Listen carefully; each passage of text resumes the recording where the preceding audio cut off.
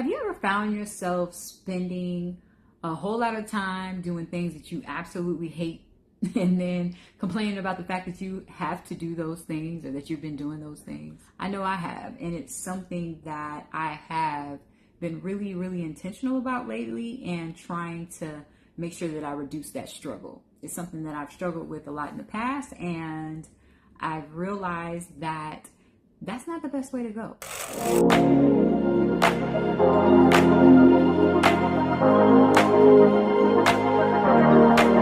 Let me share something that I've learned over the years. If you insist on living a life that you love, you will find a way to stop doing the things that you hate. If you insist on living a life you love, you will find a way to stop doing the things that you hate. Let's talk about it. Why do we spend so much time doing the things that we hate when in reality, we as adults, there are so many different things that we actually have more control over than we want to give ourselves credit for. And even though it may be a journey, even though there may be steps that have to be taken, even though there are things that have to happen in order for us to transition out of having no choice but to do the things that we hate, the reality is we don't have to do them forever.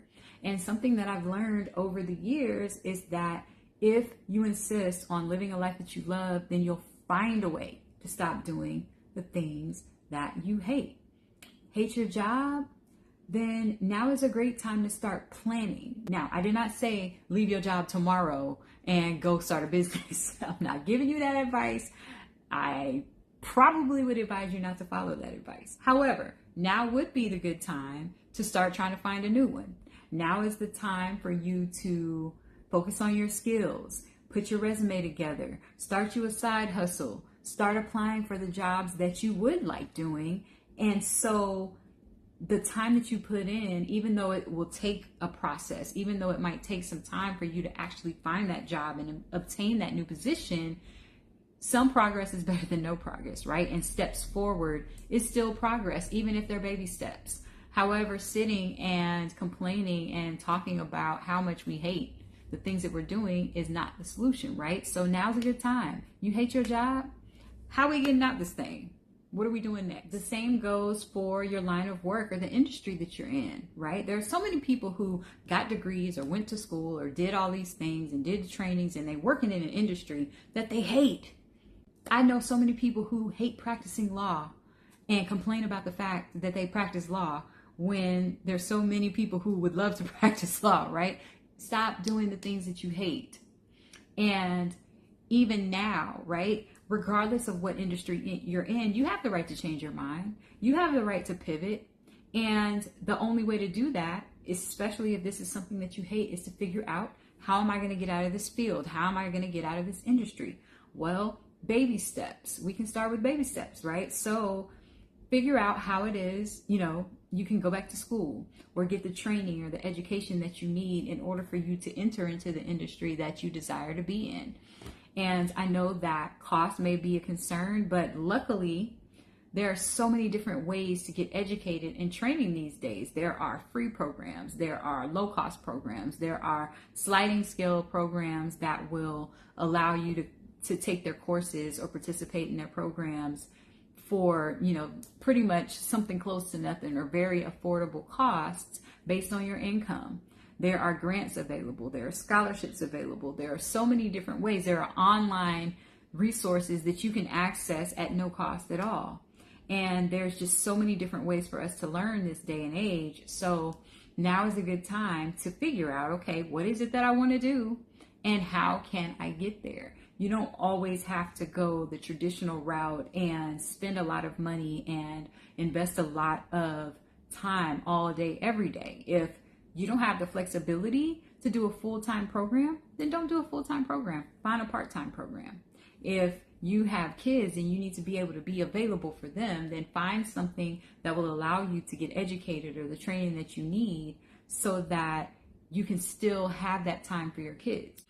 I remember when I was first applying for law school, I didn't have kids then, but I was first applying for law school. But one thing that was really important for me was being able to work a job while I attended law school, which a lot of the larger schools don't allow you to work, or at least they didn't back then. You couldn't have a job and go to law school. You just would not have time, right?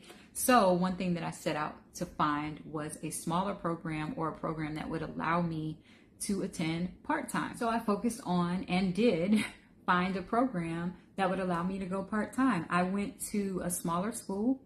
I worked during the day from about 9 to 5, and I went straight to law school at night from 6 p.m. to 10 p.m. And no, that wasn't the traditional route. That's not what people normally do. However, that's what I needed, and that's what had to be done for me to be able to do what I wanted to do, right? And so that's what I mean. In order for you to be able to get to a place so that you can do something that you love rather than things that you hate, you might have to think outside the box, and you might have to take some additional steps and go a route that's not necessarily traditional in order for you to achieve that goal. Hate dealing with certain family members because they bring you nothing but stress and drama and anxiety every time it's time to get together with them? Stop engaging with them. Reality is you don't owe anyone your peace, especially as an adult. And we have a lot more control over our lives and the relationships that we want to have and that we choose to have. I'm not saying throw your whole family away. That is not the advice I'm going to give. However, learning to set boundaries and taking a good look at the type of relationships that you want and what the requirements are to have the privilege to be in your presence and have you as a friend or a family member is something that is really important and should be priority for all of us. If someone is going to bring you constant pain and stress, and just every single time you think about the fact that you're going to have to face them, what are they going to say? Are we going to have to argue? Are they going to do this? And nobody got time for that.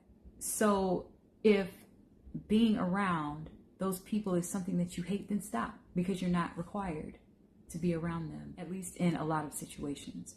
And that's something that will probably require a little bit of work on your end, therapy on your end, a whole nother conversation, but stop doing the things that you hate.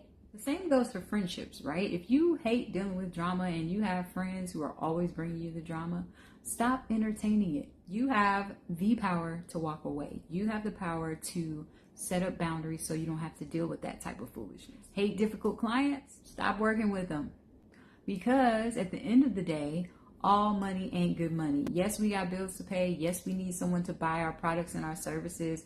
But if those clients are going to cause you more stress and anxiety than trying to hustle up the funds another way, then chances are they're not a good fit. And it's a lesson that I've learned the very, very, very hard way. And I made a commitment to myself that I don't care how much money you're trying to pay me. It's certain types of clients I just will not work with, because it's not worth my peace, my sanity, my team stressing out, having to deal with all of it. No, ma'am. Absolutely not. No, sir. I mean, really, I could go on and on and on and give you like a million examples, but you get the point, right? Life is good if you insist that it be. And that's really the moral of the story.